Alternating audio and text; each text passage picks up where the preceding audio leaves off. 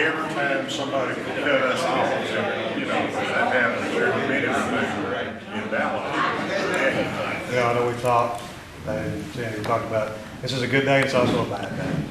I know it's a good day because Dave will do good things to North Hopkins, and I know Cindy, a good day for you because no more shift work, no more midnights. I know you'll enjoy that, but I guess it's a bad day for the department because there's no way you can replace 32 with 26 years of experience. There's no way we can replace that. That's something that we've lost and we'll never get back.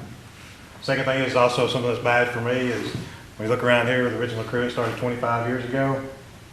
There's only a couple of us left. So that's kind of a sad day for me because I guess there's only just a handful of us left that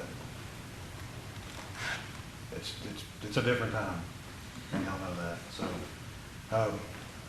I want to wish y'all the best. Said that I know you'll do good things in North Hopkins, and Cindy, hope to see you around. But we do have a couple things we want to give you real quick. If y'all have a chance to, up front there's a mat. If you would, if y'all can sign that. This is going to be one of the gifts we're going to want to give Cindy. It's actually going to have a wooden badge in the middle. It'll have her name on it. It's not something I present to her right now. We'll actually get it for her later this afternoon. But if everybody will sign that, they'll actually seal that, and that's something she can put on their wall. Present this to Cindy in recognition of 26 years of your unwavering commitment to public service, sound judgment, calm demeanor, and teamwork. Your dedicated service played an integral role in the success of this department. Congratulations on your well-deserved retirement. Thank you.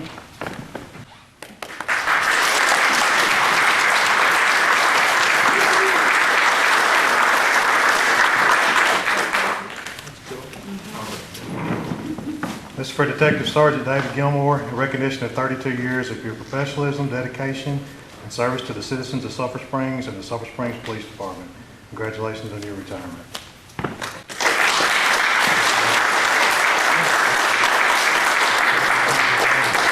I said, if y'all would make sure you sign that. We got one more gift for David on behalf.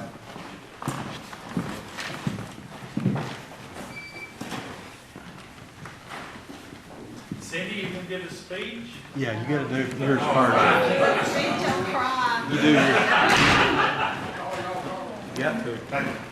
Well, I appreciate everybody that came today. I've enjoyed working with all of you. And I'm going to miss y'all. Thank you. That's it.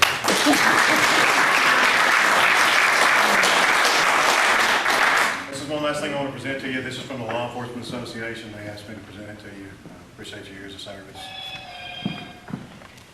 Oh, that's awesome. That's awesome.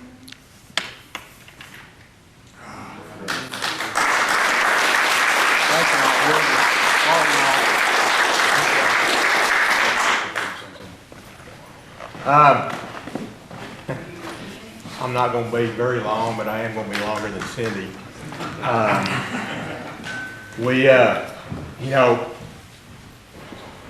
March 16th of '89,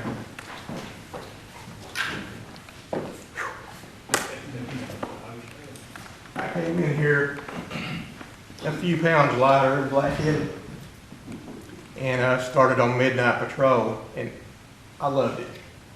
I loved it. Andy Chester was my first field training officer. He's in chief school today, still learning how to be a chief. And it wasn't long after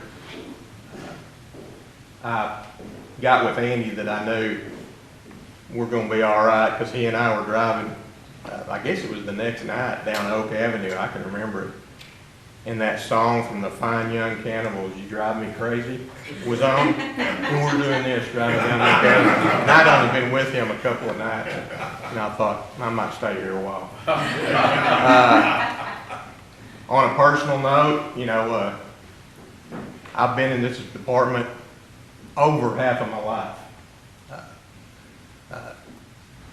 Started with no kids.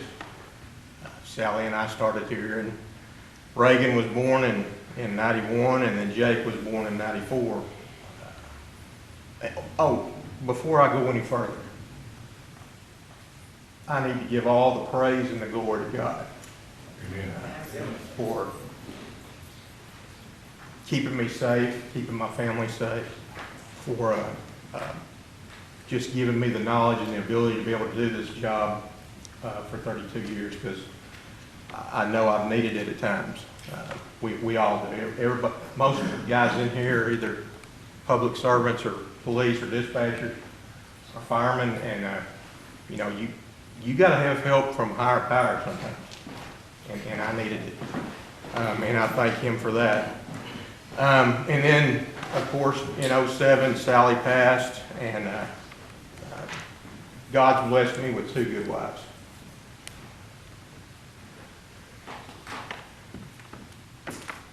Angie's put up with me for 14 years. And, you know, they tell you, don't take this job home with you. I want to see the person that does that. I'd like to meet him or her, because you can't not take stuff at home. You can compartmentalize it, put it in, but when you get home and you're in the idle time, that's when stuff replays in your mind, or at least that's how it was for me. Some of you guys in here, Jay Owens, Steve Hudson, even Sheriff Tatum, when he was on patrol at the county back in the early days when I was that black-headed guy over there in those photographs, we did some, well, there was people that needed attention. And we did it, and Cindy, you helped by either sending me to a horrible call or sending me backup units, which I want to thank you for doing that and taking care of us, and all the dispatchers that did it over the years, and all the officers that were there, and we had each other's backs. You know, yesterday, the last couple of days, this thing just seems surreal right now.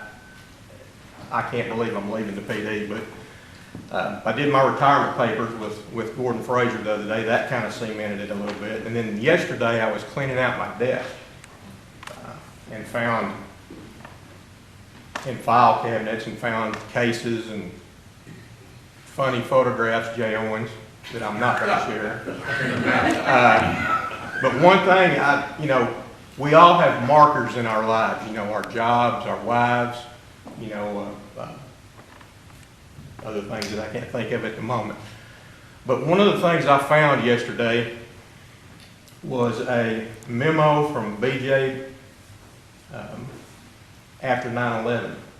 9/11 is a marker in all of our lives. I remember BJ sending everybody to at least, he wanted one officer at each campus in Sulphur Springs, and we did that. But this particular memo addressed suspicious substances. And I remember, you know, the anthrax, we all remember, you know, that came out right after 9/11, and you know, the skies falling and all that stuff. Well, I happened to be on call, and the hospital called. I'm only going to give one war story. This is related to 9/11. And I remember going out there, and they had found a white powdery substance on a pallet at the loading dock. And I remember standing there with the fire chief and with the administrator of the school district, of the hospital district, because there were no detectives there. Everybody was busy doing something, and we were fixing to decide whether to evacuate Hopkins County Memorial Hospital. And all I remember was thinking, David, don't screw this up, because that was going to be a major deal. Well, fortunately, we ended up deciding against doing that, but my point of bringing that is this. We, especially in law enforcement, whether you're an officer or dispatcher, this job affects you, and you have, you know, obviously you get older as you go along, that's pretty clear, but this job affects you mentally and physically. And there's some rewarding stuff to law enforcement, but there's also times that it's major events in our city's life and our citizens, and we've dealt with it. And I appreciate every officer that's ever helped me along the way, all you guys, and the guys from the past. Jay Owens, you were probably my favorite supervisor, because he's one of the most serious guys, but he's also one of the funniest guys I've ever known. And that's why I can't share some stuff, but anyway. It's embarrassing and probably some of it's illegal. But thank you, Angie, for what you do. I worked for 4 police chiefs. Donnie Lewis made the best move he ever made in '89 when he hired me.